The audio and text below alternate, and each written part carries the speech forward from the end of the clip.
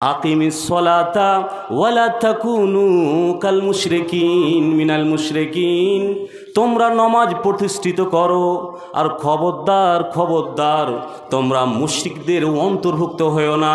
কারণ যারা শিরক করে, অগ্নি পূজক কাফেরেরা, তারকা পূজক, এরা মুসলমানদের ইবাদত করে দেবে না, এরা 5 ওয়াক্তের নামাজ পড়ে দেবে না। এদের বৈশিষ্ট্য হলো এরা নামাজকে বাধা দেবে, মসজিদকে রুখে নেবে, মসজিদগুলোকে কেড়ে নেবে, মসজিদ ভেঙে নেবে। আর মুসলমানের কাজ হবে এরা নামাজ প্রতিষ্ঠিত করবে, আর নামাজ প্রতিষ্ঠিত করতে গেলে এদের মসজিদের প্রয়োজন হয়ে যাবে, এরা নামাজ পড়বে। আল্লাহ রাব্বুল আলামিন বলছেন তোমরা 5 ওয়াক্তের নামাজ পড়ো আর খবরদার খবরদার তোমরা মুশরিকদের অন্তর্ভুক্ত হয়েও না।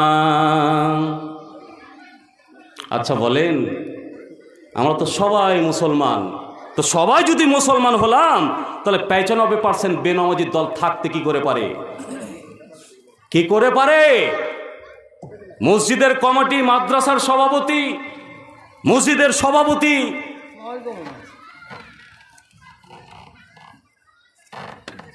5 ওয়াক্তের নামাজ পড়ে না, ও নামাজি নয়, নামাজ পড়ে না।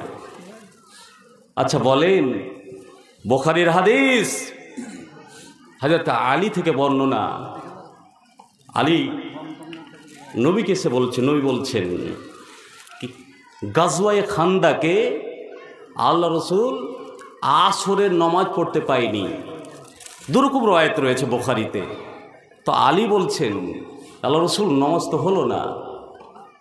তখন রসুল সূর্যের দিকে যদি তাকিয়ে দেখছেন যে সূর্য ডুবার কাছে চলে গিয়েছে, আল্লাহ রসুল থামতে পারলেন না। কি মান হাবাসুনা আনি সলা ইয়ানি সলাতুল উস্তা, যারা আমাদের রুকে নিয়েছে নমাজ হতে, অর্থাৎ আসরের নমাজ হতে, ফামালাউল্লাহ বুয়ুতাহুম ওয়া কুবুরহুম নারা, ফামালাউল্লাহ আলা বুয়ুতিহিম ওয়া কুবুরিহিম নারা।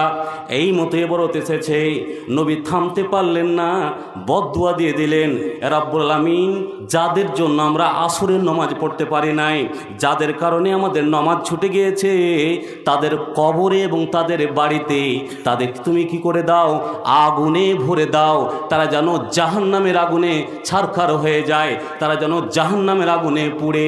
এটা শুধু আসরের নামাজ ছেড়েছে, তার কারণে এই অবস্থা। আচ্ছা বলুন তো, আপনার মুসলমানের বাচ্চা, আমরা মুসলমান, কত ওয়াক্তের আমাদের নামাজ ছুটেছে? এখান থেকে বিবেচনা করে যান, এখান থেকে অনুশোচনা করে যান। কিয়ামতের দিন যখন জিজ্ঞাসা করা হবে যে এত কষ্টদায়ক শাস্তিতে, এত কষ্টদায়ক আযাবে, এত কষ্টদায়ক জাহান্নামে কেন এসেছো, তখন আমরাই বলবো যে আমরা নামাজ পড়তাম না, নামাজ পড়িনি। বুখারীর হাদিস। এই নামাজ আপনাকে বাধা দেয় না।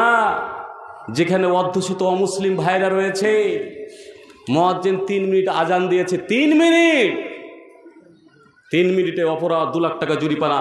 সোশ্যাল মিডিয়াতে এই ইয়ং জেনারেশনের ছেলেরা সোশ্যাল মিডিয়া যখন মোবাইল খুলছে, ওহো হাই রে, আজান দেওয়ার লেগে 2 লাখ টাকা জরিমানা।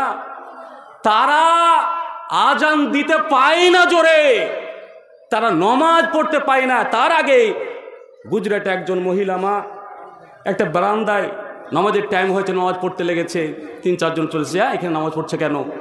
তারা নামাজ পড়তে দেয় না, তারপরও তাদের ঈমান বাঁচাতে হবে, তার জন্য তারা চেষ্টা করতেই আছে, জরিমানা দিচ্ছে, কিন্তু নামাজ ছাড়ে না।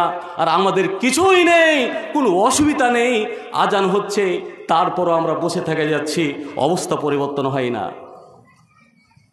নামাজ পড়তে পান না। বুখারীর হাদিস, আল্লাহ রসুল ওয়াহুয়া ইউসাল্লি ফিল কাবা, আব্দুল্লাহ ইবনে মাসউদ থেকে বর্ণনা। আব্দুল্লাহ ইবনে মাসউদ বলছেন যে আল্লাহ রসুল তখন নামাজের অত ফরজিয়াতের গুরুত্ব আসে নাই, তারপরও কাবাতে নামাজ পড়তেন। নামাজ পড়ছে, আর ওখানেই মুশরিকদের দল। কেন? তখন কাবা মুশরিকদের অন্তর্ভুক্ত ছিল, মানে মুশরিকদের হাতেই ছিল।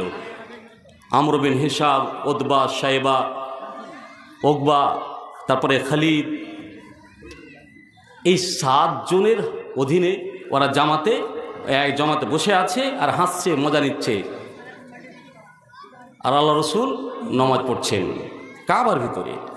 হিজরতের পূর্বে আমর বিন হিশাম, তাদের মধ্যে একজন বলছে, মান আশকাল কমের মধ্যে আমাদের মধ্যে সব থেকে হারামি কে আছো, কে সব থেকে বদমাহিশ?